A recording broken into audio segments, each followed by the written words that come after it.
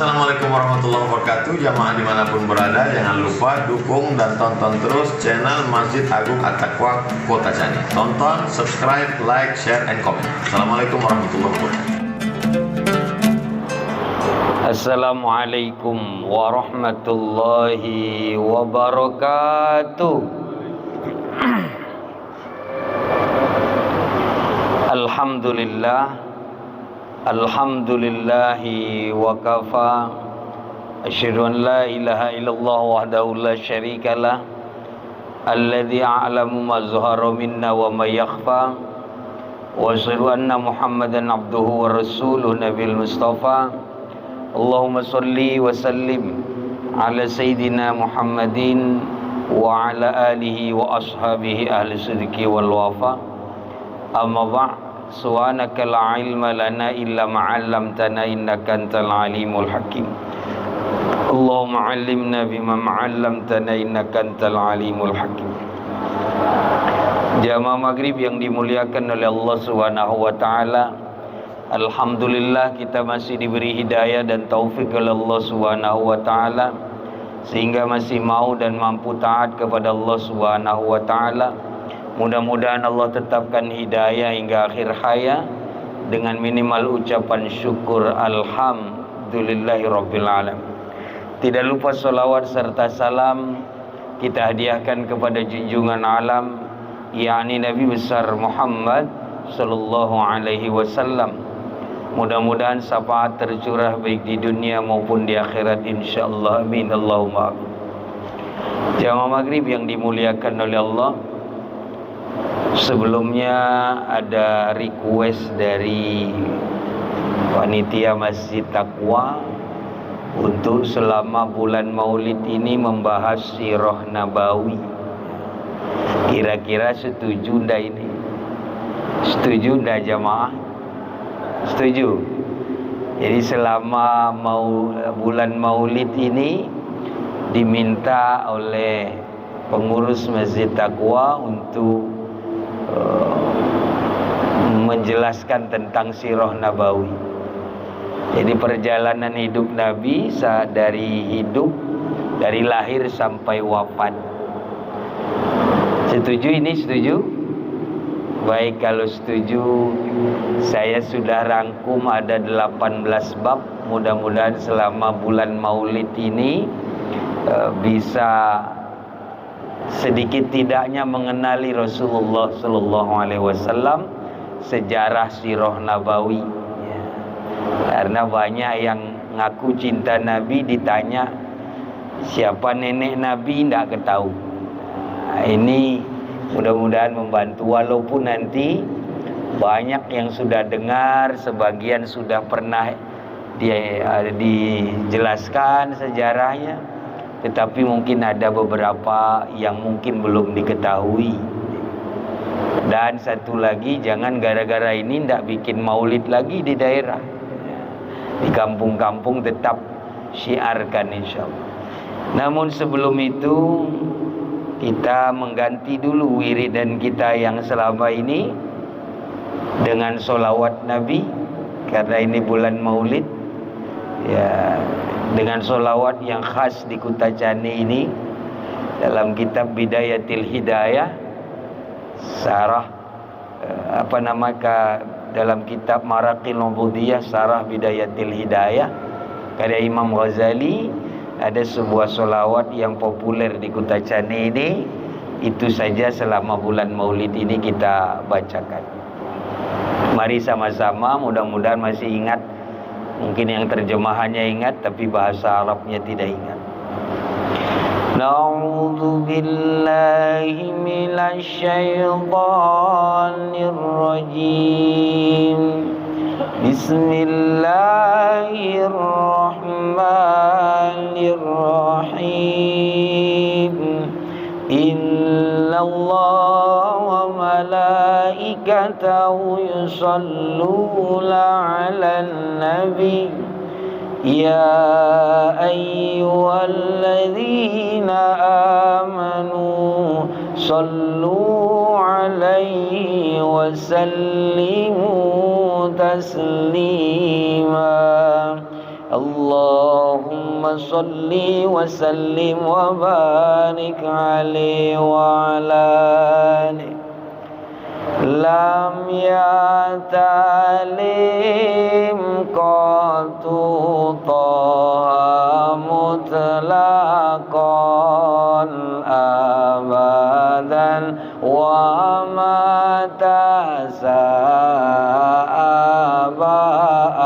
aslam fi mada zamani min dawabu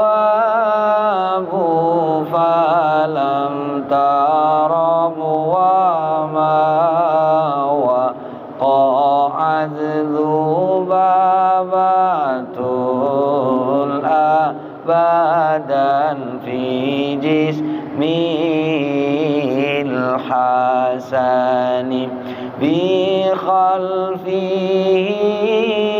ka'amamil ru'yatan sabatat wa la yura asru baulil minhu fi alani wa qalbuhu lam yanam wal ainu qalla asan wa la yura dhillahu fi syamsi dhu faqani kadfa'u qal ala takauman idza jalasu indal wiladati sib ya dhal bi mukhtatani hadhil khasaisu fafazha takun aminan min syarri nari wa suraqi wa min mihani. Allahumma salli wa sallim wa barik alaihi wa ala alihi. Alhamdulillahirabbil alamin.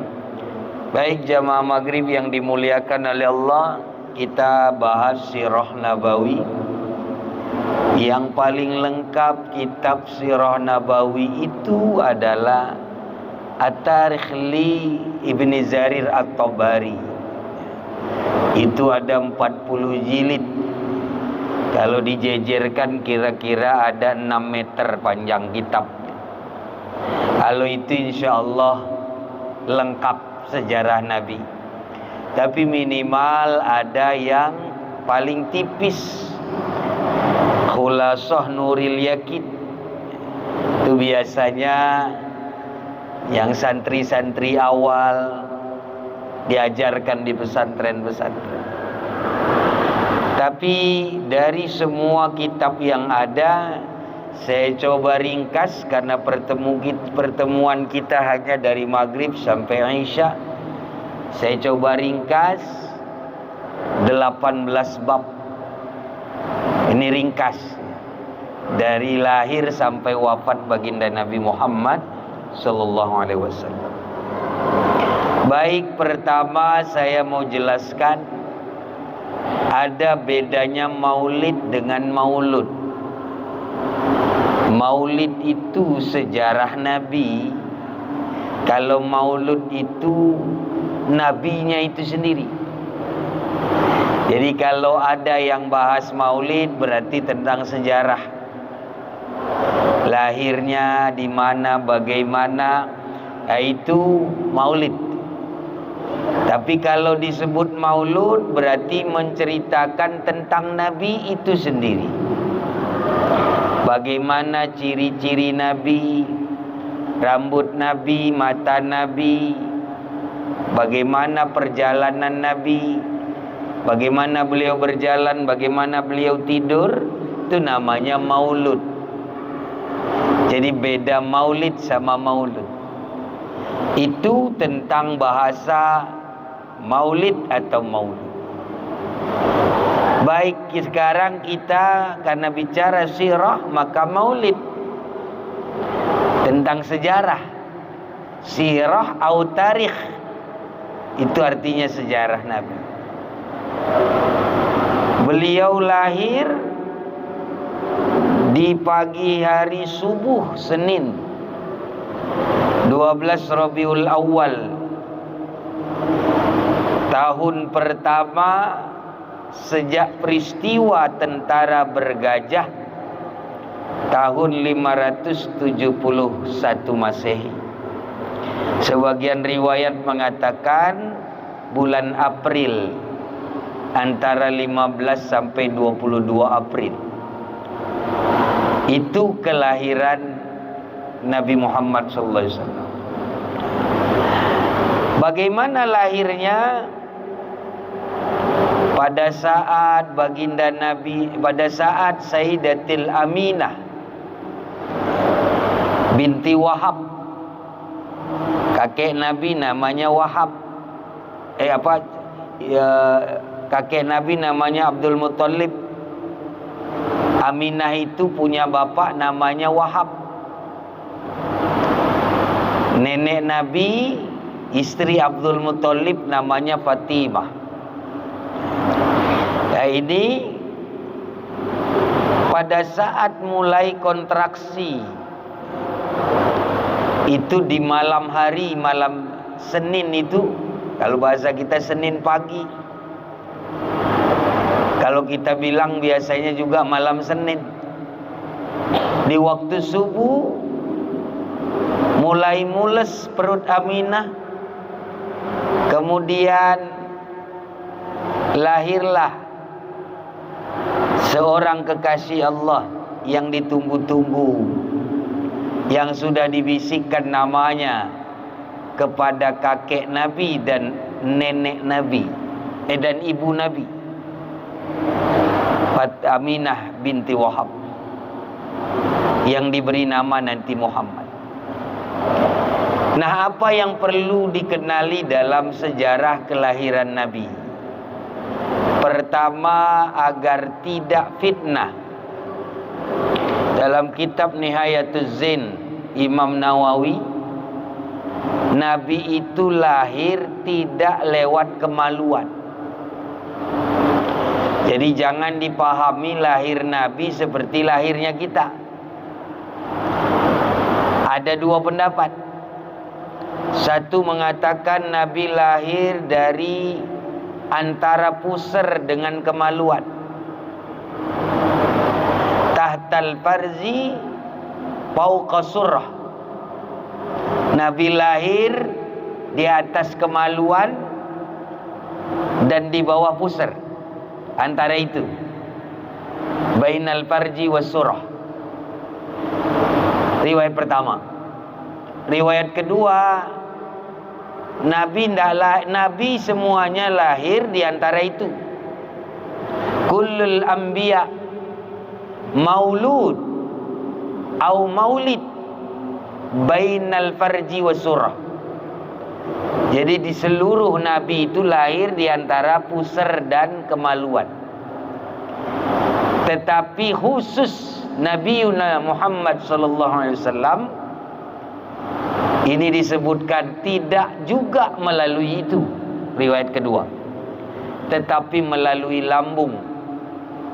Nabi lahir melalui lambung, tidak melalui sama-sama sebagaimana Nabi yang lain. Nah, ini yang perlu dibedakan dengan diri kita. Sebab kalau ini tidak diketahui, jatuh jadi fitnah Nabi. Kata Syekh Ja'far Al-Barjanji dalam kitab Barjanji, disebutkan Nabi itu basyarun laisa kal basyari. Nabi Muhammad itu manusia tapi tidak seperti manusia biasa. Yang jaiznya saja yang mirip kita. Tapi yang wajibnya Tidak mirip sama kita. Nah, ini namanya antara salah satu bedanya itu basyarun laisa kal basyari. Nabi Muhammad itu lahir tidak sama dari tempat kita lahir, berbeda.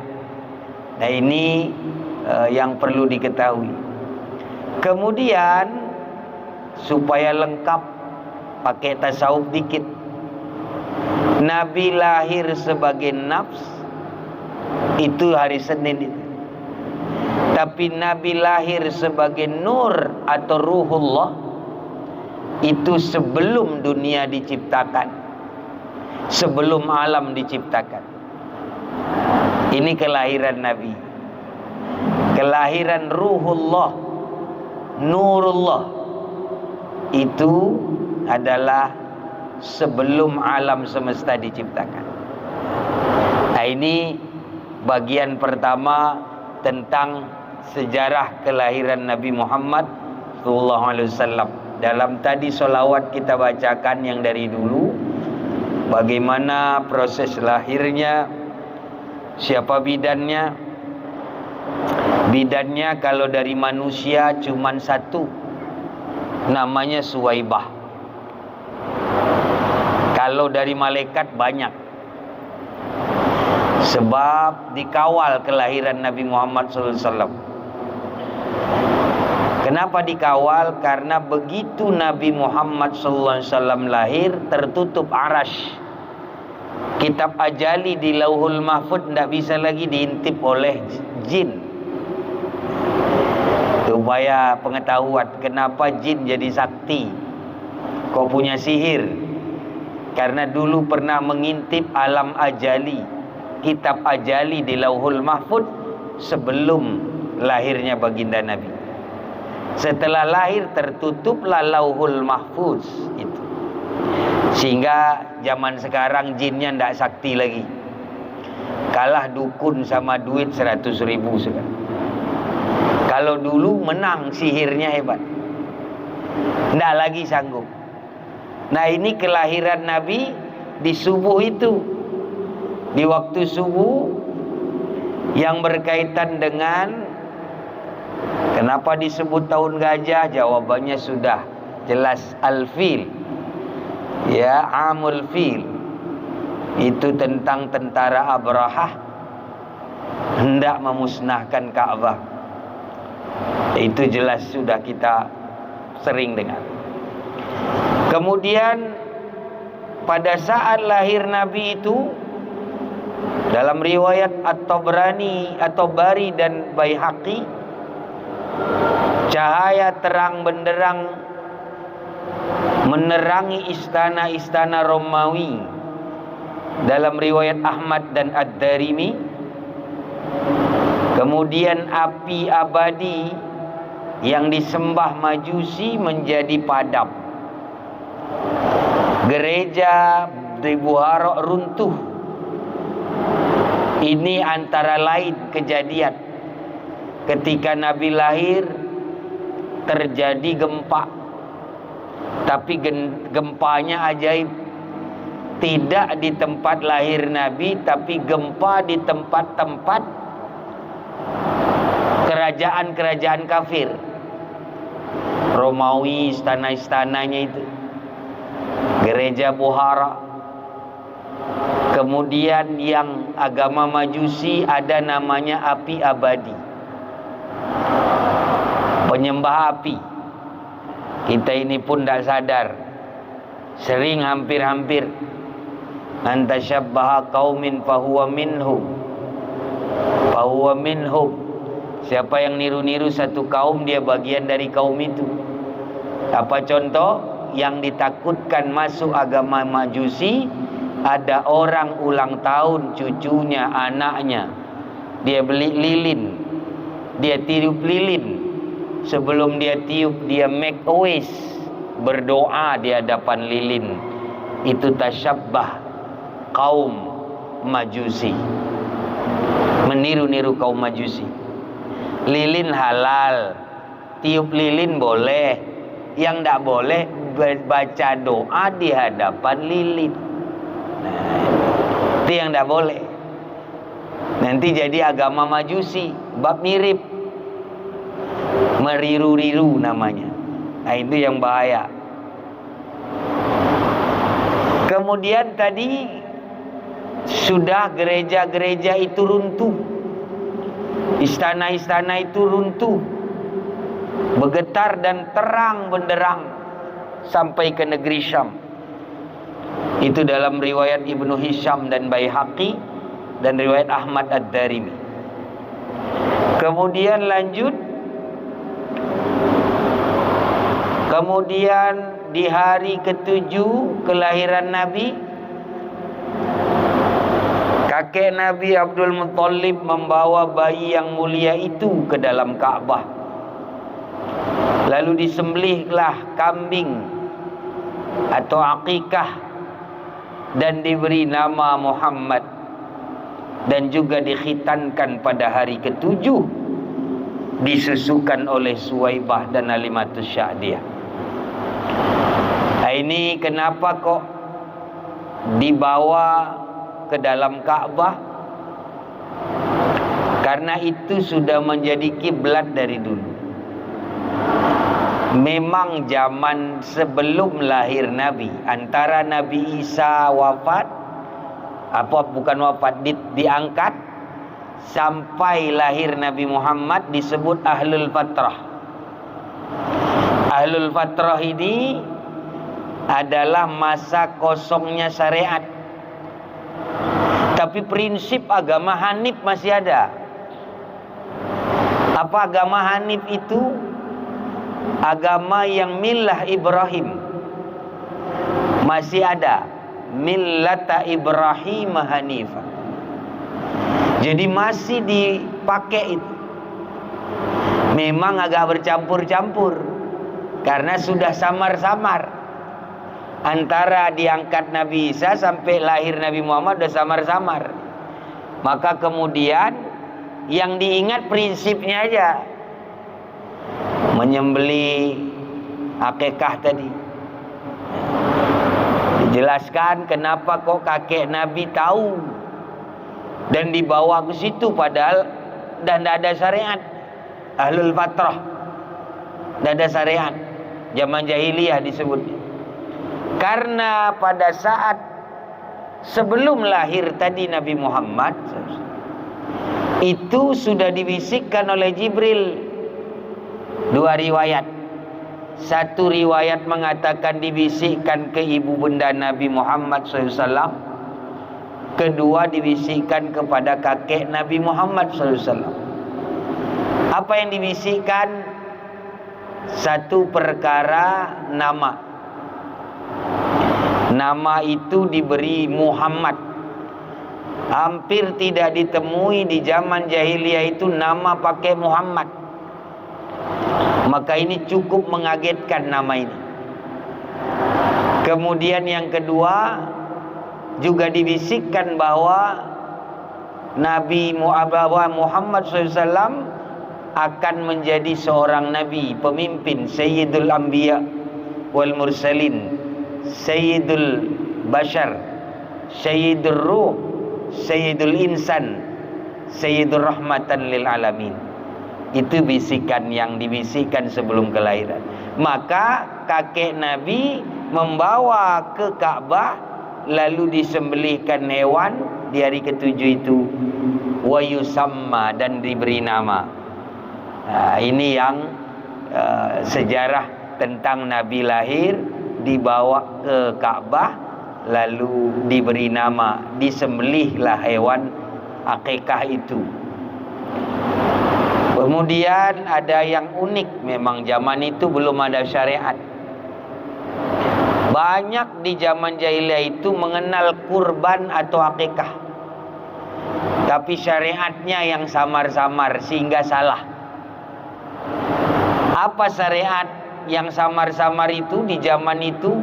Disembelih hewan itu, kambing tadi, dipersembahkan di hadapan Ka'bah, tidak dimakan, lalu darahnya diminum dan dioles di ubun-ubun bayi.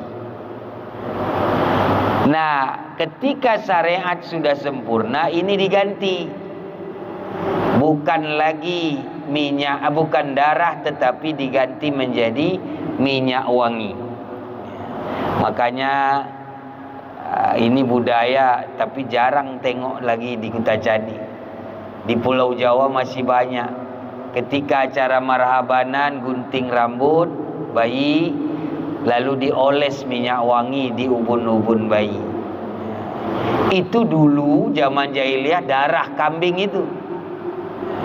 Karena udah samar-samar milah Ibrahim tadi.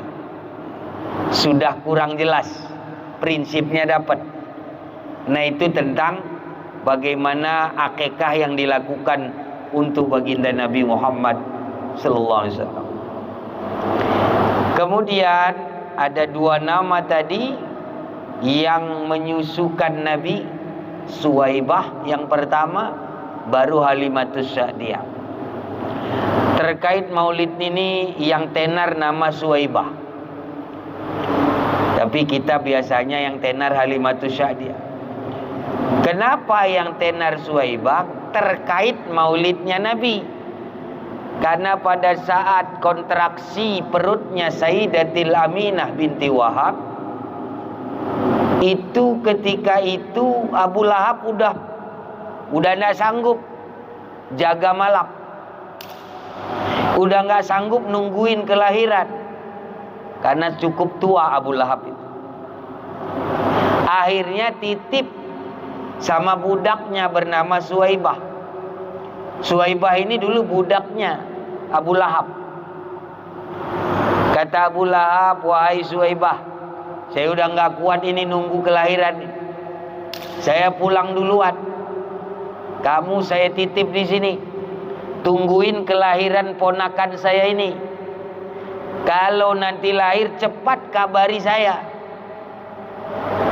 Nah, begitu lahir, Suwaibah langsung lari ke tempat Abu Lahab mengabarkan, ya Sayyidi, Sayyidi, ponakanmu sudah lahir.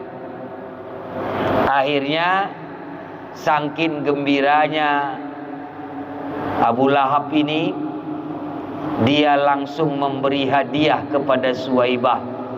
Dengan hadiah dimerdekakan. Zaman itu harga memerdekakan itu bayarannya 100 juta.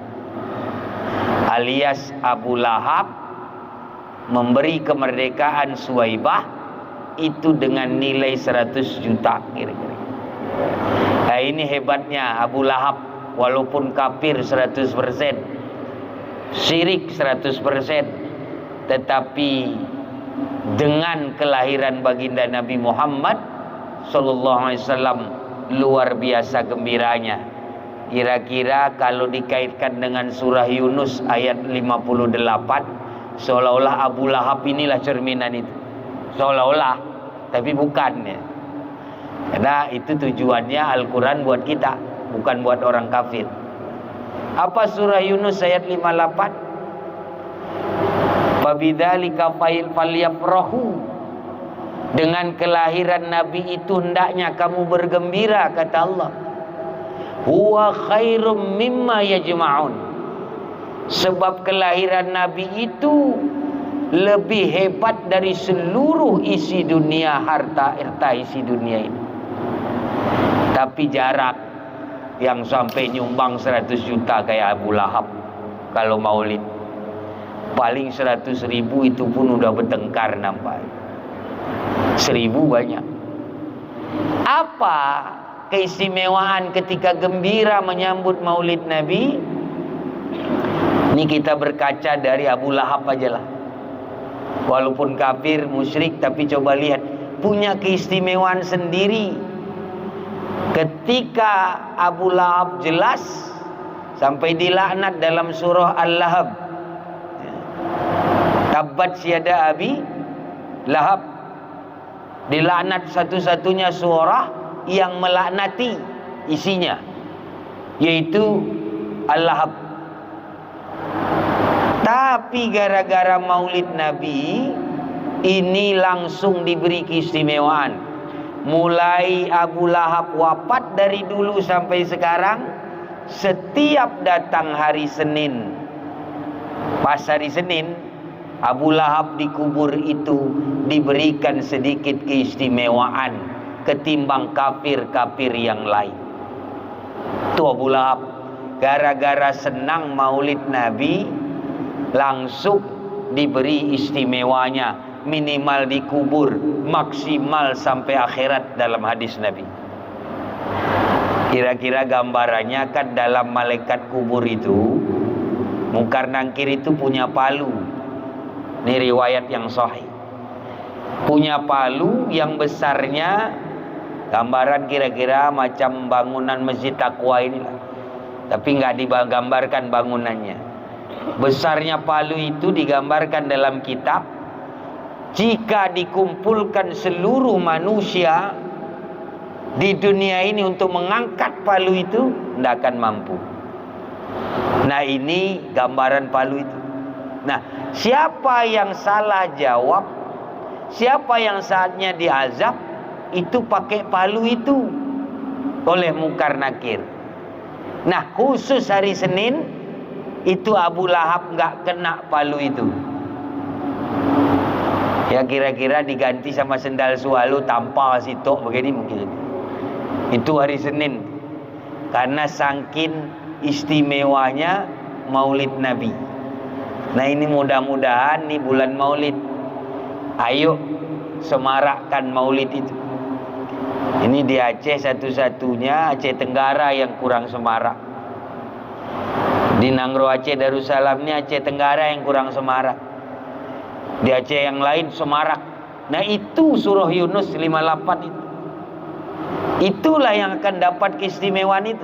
Kalau Abu Lahab dikurangi siksanya karena 100% kafir dan musyrik, kita kalau senang maulid Nabi, insya Allah tidak ada siksa baik di kubur maupun di akhirat, insya Allah. Amin. Nah, ini baru satu bab aja udah luar biasa. Rencana saya kalau dibagi 2 bulan aja, Rabiul Awal, Rabiul Akhir, ini harusnya 2 bab. Tapi ini 1 bab pun udah habis waktu. Tapi tidak apa-apa. Yang penting ada gambaran, sebagian sudah pernah dengar, sebagian belum. Itu sebagai mengenali Nabi kita sendiri, supaya tidak malu. Ngaku Muslim, ngaku umat Nabi, tapi nggak kenal sama Nabi. Kira-kira itu dulu 1 bab. Takut tak keburu bab yang kedua. Kita cukupkan 1 bab ini untuk pertemuan malam hari ini. Mudah-mudahan gambaran ringkasan ini mampu menambah pemahaman, pengenalan terhadap baginda Nabi Muhammad SAW melalui sirah Nabawi ini. Kalau ada pertanyaan, mungkin ada waktu. Kalau ada 1-2 boleh. Ada pertanyaan terkait sirah Nabawi atau yang lain? Nah, ini permintaan, dan bagus permintaan ini sesuai dengan bulannya. Bagian dari menyemarakkan. Sebenarnya banyak kisah Nabi bisa dibaca di mana-mana. Cuman biasanya kalau baca sendiri itu susah. Kalau dengar begini lebih mudah. Silakan. Assalamualaikum warahmatullahi wabarakatuh. Waalaikumsalam warahmatullahi wabarakatuh. Izin bertanya. Di sini ingin kami tanyakan agar tidak terjadi fitnah juga, Ustaz. Ya. Karena sebelum lahirnya Nabi Muhammad tadi sudah dijelaskan sama Ustaz, begitu diangkat Nabi Isa ke langit, ada kekosongan. Yang ingin kami tanyakan, para orang tua dari Rasulullah SAW, termasuk dari ayah, kakek dan nenek beliau, itu sebenarnya menganut agama apa? Yaitu saja yang ingin kami pertanyakan. Assalamualaikum warahmatullahi wabarakatuh. Waalaikumsalam warahmatullahi wabarakatuh. Baik. Di antara diangkatnya Nabi Isa sampai lahirnya Nabi Muhammad, ini masa kekosongan syariat. Ini tidak ada agama. Tidak ada agama. Karena tidak ada syariat, tidak ada perintah apapun. Tetapi masih terbayang milah. Milah itu artinya jalan hidup. Tapi kalau ad-din, ini bedanya milah. Kalau milah itu agama juga terjemahannya, tapi lebih kepada jalan hidup. Kalau ad-din itu keyakinan dalam hidup. Beda milah sama ad-din. Nah, oke, disebut milah Ibrahim. Semua orang mengenal Ibrahim, tapi syariat itu sudah samar-samar. Dan kalaupun wafat di kala itu, asal tidak menyekutukan Allah setelah diutusnya Nabi Muhammad, itu aman. Sama seperti orang tinggal di goa, nggak pernah ketemu manusia, nggak tahu syariat, itu kalau wafat aman tuh, nggak perlu amal apapun. Nah, begitu juga di zaman itu, karena Nabi nggak ada, syariat nggak ada, ya nggak ada perintah apa-apa, bebas sebebas-bebas. Nah, cuman karena mendengar ada nenek moyang namanya Ibrahim, turun-temurun kisahnya dijelaskan, tapi itu kan cuman kisah, bukan perintah langsung sebagaimana Isa kepada umatnya, sebagaimana Nabi Muhammad kepada umatnya. Tapi ini hanya khusus perjalanan kisah nenek moyang saja yang diingat. Sehingga kadang syariat itu samar-samar dan tidak ada kewajiban apa-apa di sini. Maka yang wafat sebelum lahir Nabi, sebelum diangkat Nabi jadi Nabi, tidak ada risalah apa-apa, itu aman. Jadi kalau mau zaman sekarang cari aman, lahirkan anak di dalam goa, jangan ketemu siapapun, nggak ngapain pun, dia aman. Nah, itu aman dia, nggak kenal Islam, nggak kenal agama, nggak kenal apapun, sampai wafat di goa itu aja. Beda sama Baduy. Baduy itu udah kenal manusia. Banten pedalaman Dayak udah kenal manusia. Ini betul-betul misalnya ada satu tempat nggak ketemu manusia, dia sendiri aja hidup sih. Ya, yang begini ini model ahlul fatrah namanya. Makanya kita menolak paham ahlus sunnah wal jamaah, menolak orang yang mengatakan bapak Nabi, ibu Nabi tidak masuk surga. Nah, ini kita tolak karena dia tidak mengerti ahlul fatrah. Kalau dikaitkan dengan hadis termasuk bapakmu, bapakku tidak ada di surga, itu maksud Nabi ada dalam asbabul wurud. Itu penjelasannya adalah tentang bagaimana nenek moyang. Nenek moyang yang tidak menerima akidah. Itu maknanya. Tetapi diselewengkan, disalahpahamkan, bukan diselewengkan. Disalahartikan, dikira betul-betul kakek Nabi, ibu Nabi, bapak Nabi, karena dianggap Islam sama seperti Abu Thalib, paman Nabi. Beda, Abu Thalib udah tahu Nabi itu Nabi. Ya, kakek Nabi mana tahu, orang baru lahir. Bapak Nabi ya nggak tahu kalau anaknya jadi Nabi. Nah, itu. Jadi wafatnya di masa ahlul fatrah. Ahlul fatrah itu masa-masa kesucian. Itu arti ahlul fatrah. Masa di mana dianggap semuanya awam, semuanya suci. Karena tidak ada nabi, tidak ada risalah, tidak ada syariat. Nah, itu aman kalau wafat di zaman itu. Nah, kira-kira itu gambarannya tentang ahlul fatrah. Tidak ada agama, tidak ada perintah, tidak ada risalah. Mohon ditambahkan, berarti pada zaman itu jika mereka itu berbuat jahat ataupun berbuat kesalahan, Ya. itu juga nggak ada apa-apa. Nggak ada masalah, karena itu dia tidak ada aturan. Nabi nggak ada gitu, di masa itu. Kira-kira gitu. Kalau mau begitu berarti kita sekarang nggak ada nabi, aman. Beda ya, karena disebut nabi terakhir. Bedanya lagi sedikit lagi sebelum adzan nih. Bedanya umat dulu, nabi dulu dia khusus. diberi umat sendiri, tidak seperti baginda umat seluruhnya. Nabi Musa cuman umatnya aja diurusnya, nabi yang lain umatnya aja urusnya, kira-kira gitu.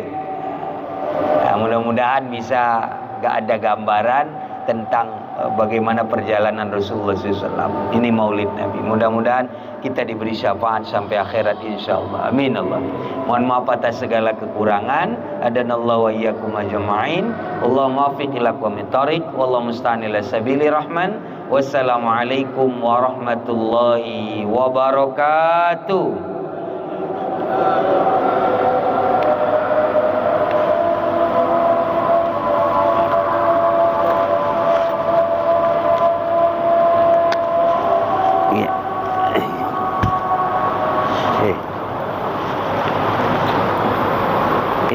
Oh.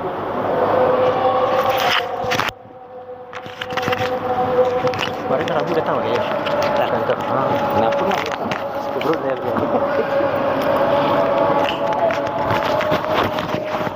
Ada di telepon apa Junaidi ya? Datang bang, enggak?